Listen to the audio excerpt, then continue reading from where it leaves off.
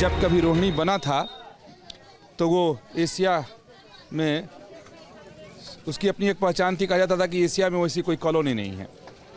बाद में द्वारका का जब निर्माण हो गया तो द्वारका को वो स्थान मिल गया, लेकिन इसी रोहिणी इलाके में ये क्षेत्र भी है। आप देखें कि इसमें भी हजारों की संख्या में लोग रहते हैं। ये पानी ऐसे ही आता है? हाँ, ये नाली में ही आता है ऐसे? हाँ, नाली में आता है ऐसे। तो ये साफ पानी है, पीने वाला है या कैसा पानी है? नहीं, ये धोने कपड़ा बड़ा धोते हैं, इससे नहाते। पीने का पानी वो हर से आता है, बाहर से लेकर आते हैं। हाँ, पीते हैं, सब लोग पीते हैं। अच्छा। हाँ, सब लोग पीते हैं इसे। लेकिन यहाँ पानी ऐसे ही आता है। तो कुल मिलाकर के ये रोहिणी ही है। क्या शुभ नाम है आपका? मेरा नाम सर निखिल चौहान है। निखिल जी, आप इधर ही इसी इलाके में रहते हैं? जी, मैं इसी इलाके में रहता हूँ। ये बताइए कि इस बार के विधानसभा चुनाव का क्या मूड है इधर?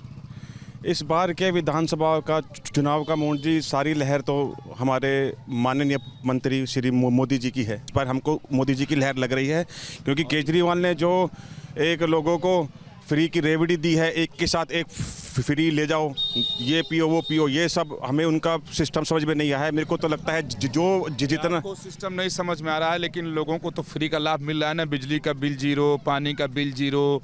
उन्होंने कहा महिलाओं को भी 2100 रुपया देंगे। ये तो जी सर फ्री की रेवड़ी है।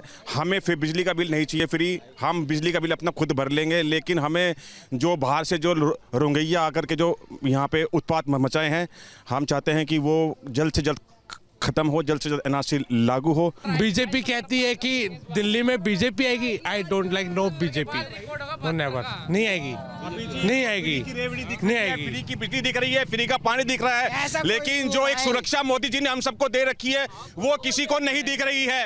मोदी जी नहीं, मोदी जी नहीं। इससे पहले जब इसकी सरकार थी तो कौन सा हॉस्पिटल बढ़िया बन गया, कौन सा स्कूल बढ़िया बन गया, जरा दिखा दो भाई। अब कौन सा नहीं पढ़ा भाई, मैंने भी अपने टाइम का स्कूल देखा है भाई।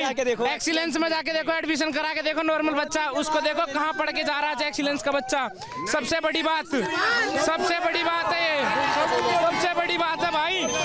सुनो, और आप कितने रह रहे हो? आप कितने साल में रह रहे हो? कितने साल से? 2 साल से रह रहा हूँ। आप बताइए, आप कितने साल से रह रहे हो? उसका जवाब दो। मैं तो 30 साल से रह रहा हूँ। 30 साल से रह रहे हो। इससे पहले अम्बेडकर का हाल देखे थे आप?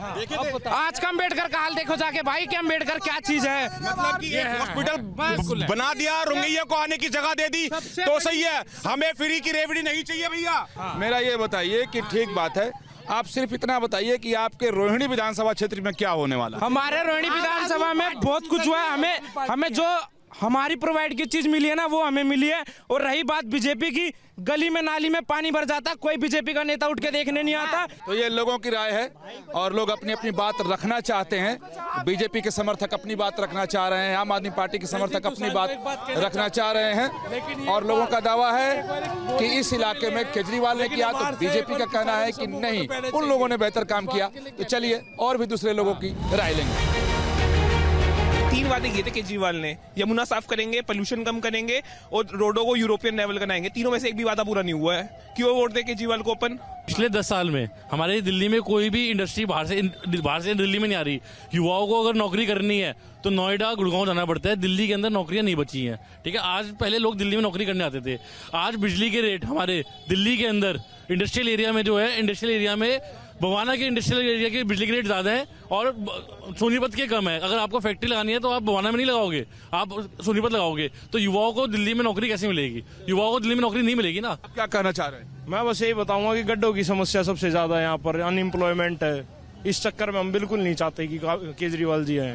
राशन कार्ड नहीं बन रहे हैं लोगों के बहुत सारे। ऐसा नहीं है कि सेक्टर 3 में इस तरह के लोग नहीं रहते जिनको राशन की जरूरत नहीं है।